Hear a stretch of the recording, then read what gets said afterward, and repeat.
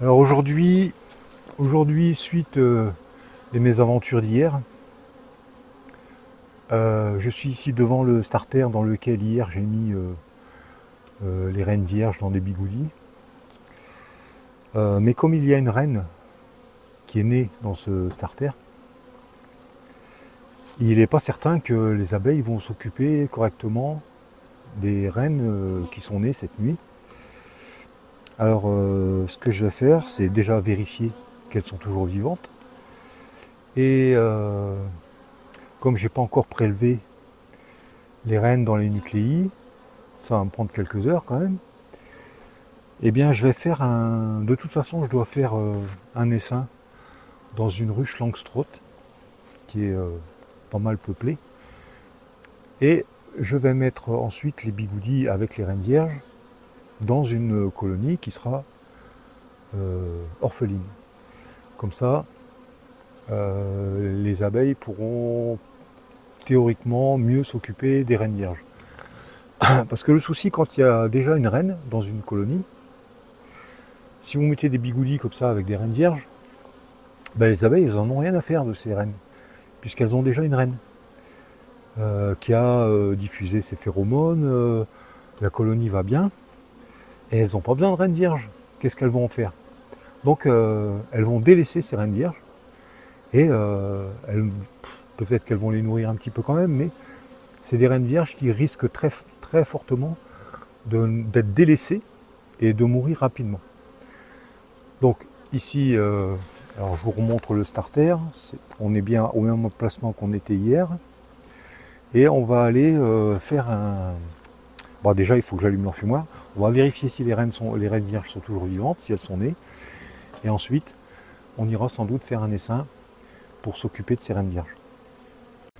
Bon voilà, j'ai allumé l'enfumoir, est-ce que le micro marche? Oui.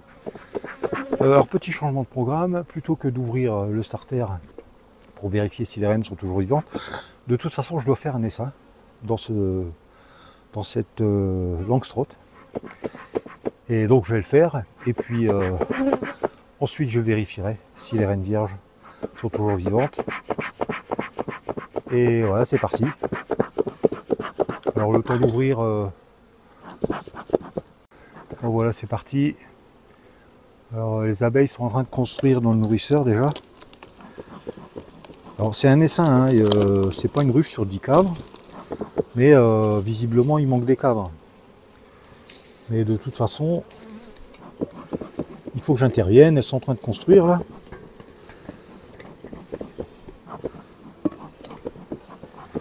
Alors ça c'est un essaim de l'année que j'ai un petit peu renforcé avec du couvain pour soulager ma souche. Ici j'ai une souche de l'an dernier. Enfin là il y a toute une histoire intéressante parce que elles m'ont fait une super cellule et les deux reines ont cohabité plus d'un mois. Là ça fait un moment que je ne l'ai pas ouverte, je ne sais pas si les deux reines sont toujours ensemble. Ça sera l'occasion de faire une autre vidéo. Bon, on va regarder ici. Je crois qu'elles sont sur 5 cadres, il me semble. Alors c'est des vieilles ruches, hein, les Langstroth là. Bon, voilà, il y a largement besoin d'intervenir.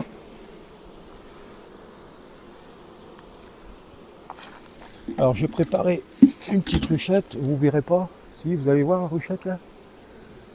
Là, oui. Alors.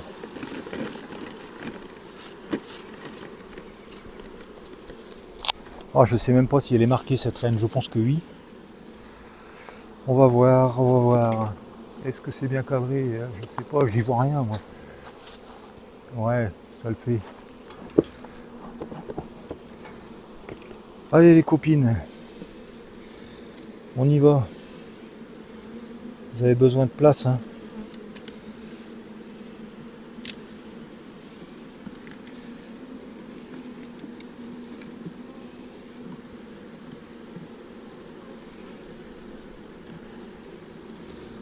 Alors c'est des vieux cadres, hein.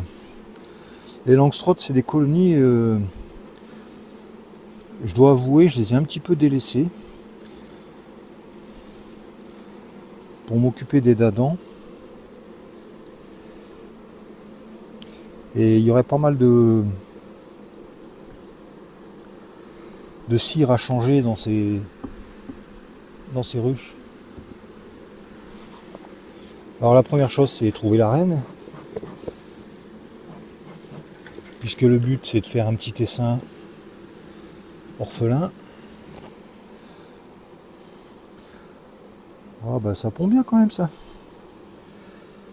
Du beau couvain quand même. Je lui mets pas. Allez, je lui mets. Bon, j'espère que je vais trouver la reine facilement, hein, parce que...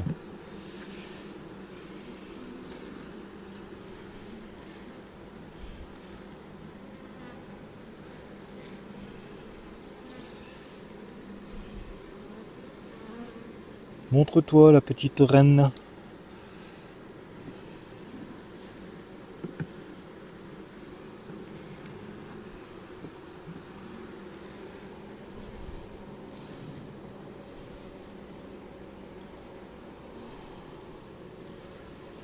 Bon, si on doit jouer à cache-cache, j'ai pas envie de dépasser l'après-midi quand même.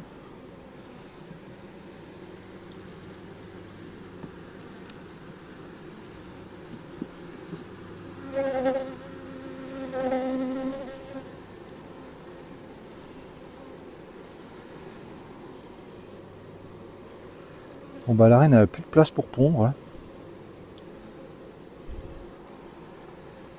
Tout est pondu de partout. Par contre au niveau réserve, aïe aïe aïe quoi. Aïe aïe aïe. Bon. Pas vu la reine. Et elles sont en train de me faire des cellules. Non?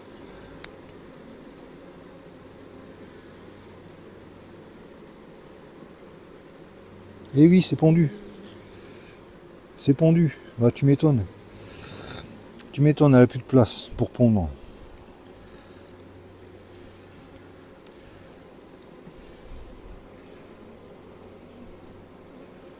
Là aussi c'est pondu.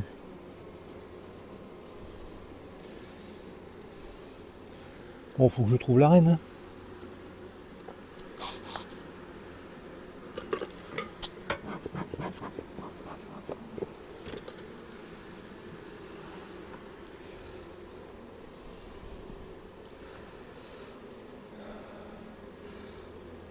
Ce qu'il y a, c'est que si elle n'est pas marquée,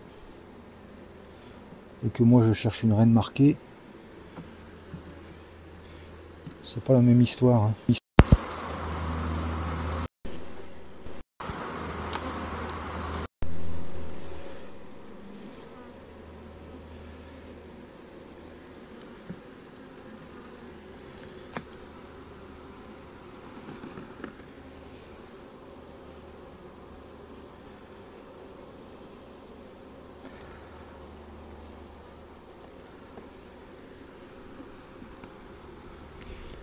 Ouais, je coupe et je reprendrai quand j'aurai trouvé la reine, parce que là ça risque de durer longtemps. Bon ben voilà. Alors effectivement c'était une reine qui n'était pas marquée. Je sais pas si c'est au cadrage comme il faut. La voilà. Je vais bouger pour être sûr que ça cadre.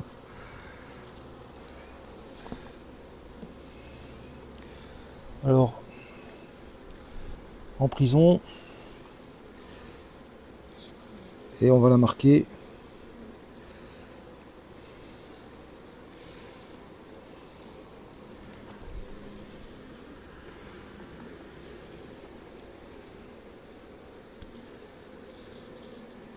Voilà. Et bien maintenant je peux constituer les seins comme il faut. Est-ce que c'est cadré?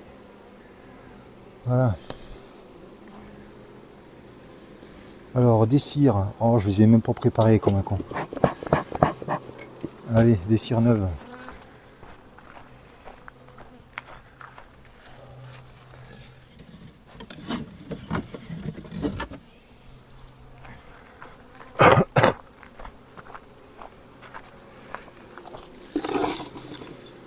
Alors là je vais y aller franchement avec les cires, hein, parce que de toute façon elle a vraiment besoin de place.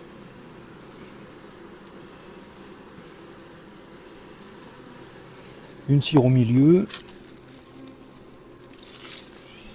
Alors, il y a des vieux cadres que j'ai recirés. Hein, j'ai pas de cadre neuf pour les Langstroth. Alors je fais avec ce que j'ai. Alors l'essaim sur 2 cadres, est-ce que ça va être suffisant?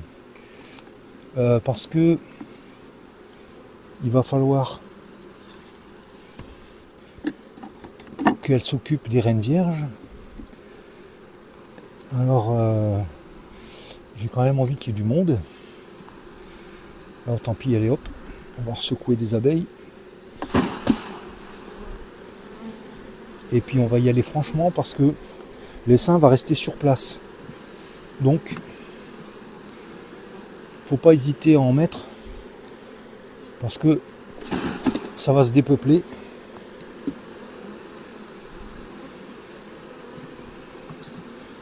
Voilà, celles-ci elles ont les butineuses qui vont revenir. Alors de toute façon elles arriveront à couvrir le couvain. Du coup je vais peut-être pas exagérer non plus avec les cires neuves là. Voilà, les 3 cadres avec du couvain sont resserrés au milieu, une cire neuve de chaque côté, la partition, et on est bon. Ici, je vais quand même lui mettre dans les seins. Oh là, ça tient pas ça. Dans les seins, je vais quand même lui mettre une cire neuve, une partition qui traîne là. 1, 2, 3, c'est une 5 cadres, je peux pas mettre la partition. L'imbécile. Ça sera pour une prochaine. Bon, il faut que je marque la reine. Et puis on se retrouve après. Bon, je vous avais promis que j'allais faire une vidéo sur le marquage de reine. Bon, mais je suppose que vous avez déjà tous vu ça. Donc le vernis, la fameuse boîte. Pour ceux qui ne veulent pas prendre les reines avec les doigts, s'ils travaillent avec des gants ou quoi, moi je le fais pas parce que j'ai un peu la tremblote. Alors comment je m'y prends? J'ouvre un peu la cage, j'ouvre le tampon en mousse, je desserre un petit peu le vernis, hop, je mets un doigt pour réduire, hop, je fais descendre la reine, là elle est descendue tout de suite, c'est très bien. Je referme la grille en faisant attention que la reine soit pas en haut de la grille pour pas la décapiter. Alors quand c'est comme ça, si elle est en haut, je secoue un petit coup, elle tombe et je ferme. Donc la grille est fermée. Maintenant, alors c'est bien d'avoir des gestes précis dans son truc là. Moi je tiens le flacon comme ça, je le desserre déjà d'avance. Ensuite, j'essaye de coincer la reine sur les trous extérieurs, parce que quand elle est au milieu, elle peut avancer ou reculer, tandis que sur les barres extérieures, elle est vraiment coincée pour de bon, et là elle bouge pas. Avec le petit doigt, je prends appui sur la cage, pousse-toi l'abeille,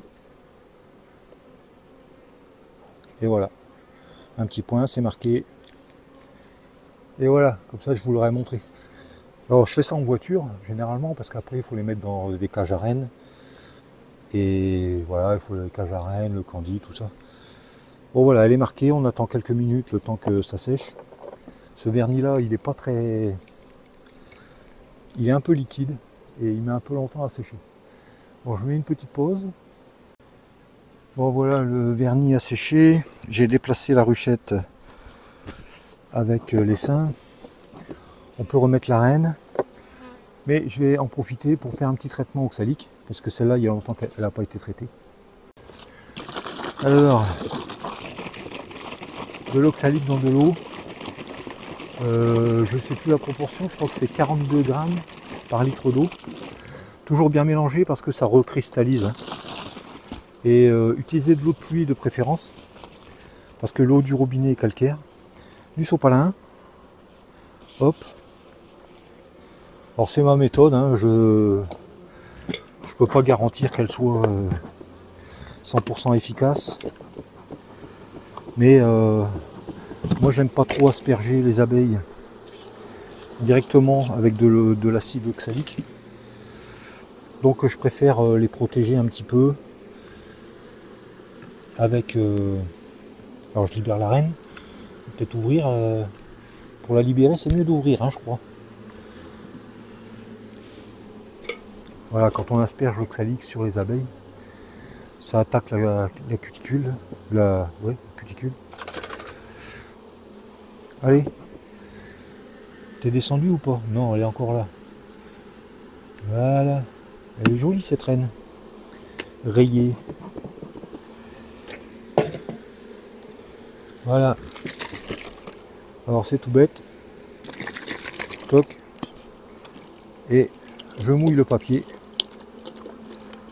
Bon, c'est pas la peine d'en mettre des tonnes, hein, mais les abeilles vont venir grignoter le papier.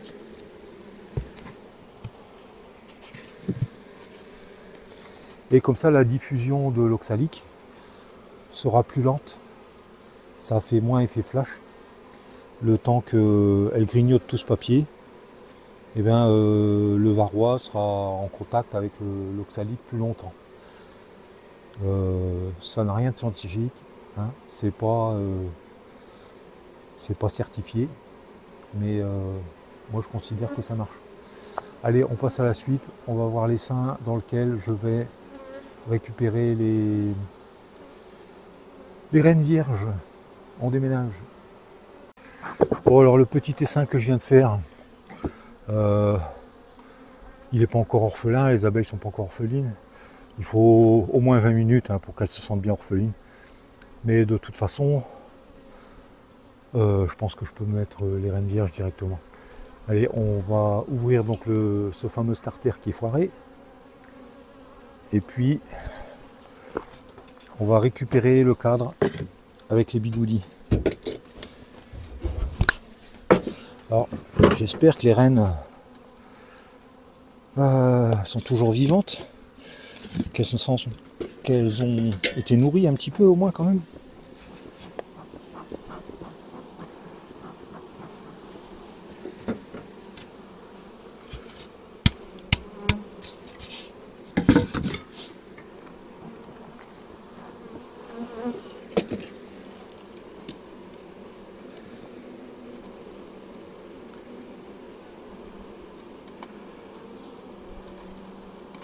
Alors si elle était orpheline, j'aurais pu embarquer le cadre avec les abeilles qu'il y a dessus.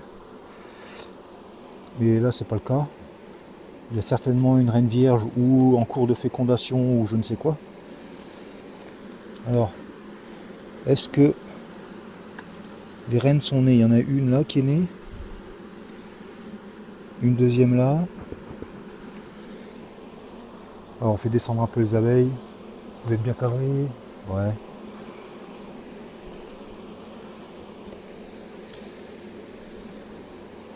Parce que la reine qu'il y a dedans, elle pourrait être sur une des cages là, en train d'essayer de piquer les reines concurrentes. Encore une née, une née, une née, née, née, née, née. Alors à mon avis, celles qui sont pas nées, il y a eu un problème, hein. C'est des cellules qui doivent pas être viables. Parce que c'est pas normal qu'elles soient pas nées. Bon, ça suffit. On va dire que ça suffit, on va brosser un petit peu.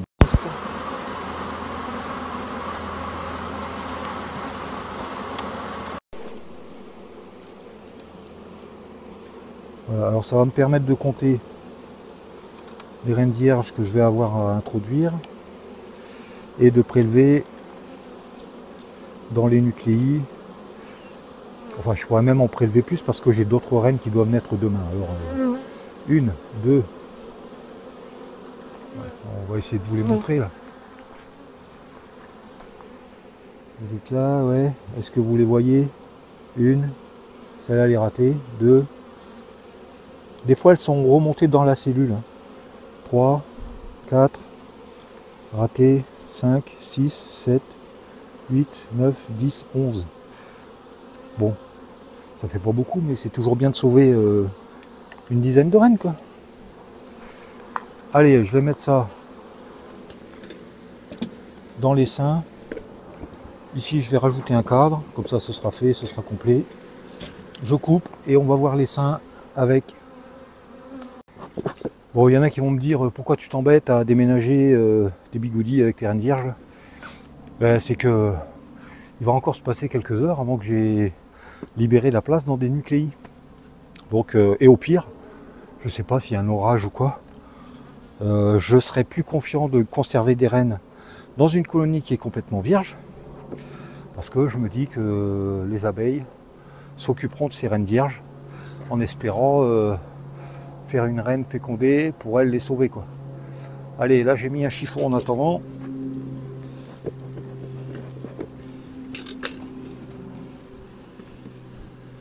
Ça marche bien ça, hein, le chiffon. Hein. Quand vous avez une ruchette qui est pétée, un coin ou quoi, que vous voulez transporter des ruches, des essaims, et que vous n'avez pas de couvercle étanche, un chiffon ça marche très bien. Voilà, alors là maintenant que mes abeilles, mes reines vierges, pour moi elles sont sauvées, et si jamais j'ai un contretemps, bah, elles seront bien nourries là. Voilà, alors par contre c'est elle qui va récupérer le fameux nourrisseur de Kenyan, puisque faut bien que je les couvre quand même. Il est passé où ce nourrisseur? Oui, je l'ai rangé.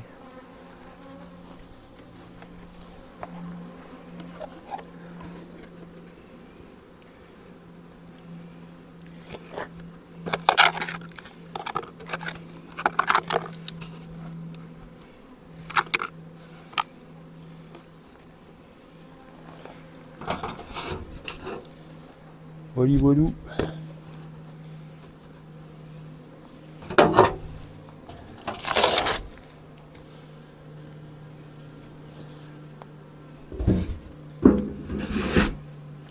Bon, je marque rien là-dessus, je sais ce que c'est. Allez, à plus. Après, on va prélever des reines. Je crois que je vais finir cette vidéo comme ça. C'était surtout... L'idée, c'était... Oui, j'ai mis le bandeau parce que c'est couvert, mais mine de rien, il fait lourd quand même. J'ai fait cette vidéo pour que vous compreniez le bidouillage que j'ai fait hier. Bah, des fois, il faut improviser. Et demain, j'ai encore d'autres reines qui doivent naître. Donc aujourd'hui, je vais devoir récolter pas mal de reines fécondées pour faire de la place dans les nucléis et introduire les cellules ce soir et les reines vierges aussi ce soir. Bon, pour aujourd'hui, je crois que c'est bon. Allez, à plus.